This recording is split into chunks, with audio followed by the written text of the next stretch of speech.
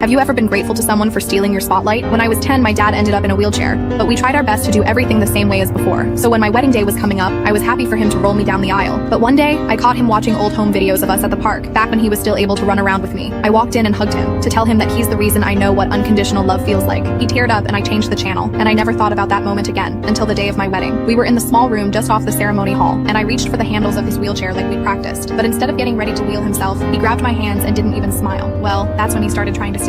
My heart dropped because the aisle was at least 50 feet, and he hadn't walked more than 10 since the accident. The room went silent, and all the eyes shifted from me to him. When he stood up, I looked at him, and that's when he finally smiled and said, "Just trust me." Turns out he'd been in intense physical therapy for over a year, all for my big day. I thought I'd be the one holding him up, but honestly, I think he was holding me. By the time we made it down the aisle, half of the audience were in tears and blowing their noses. He stole the spotlight that day, and we now have this incredible inside joke for the rest of our lives together.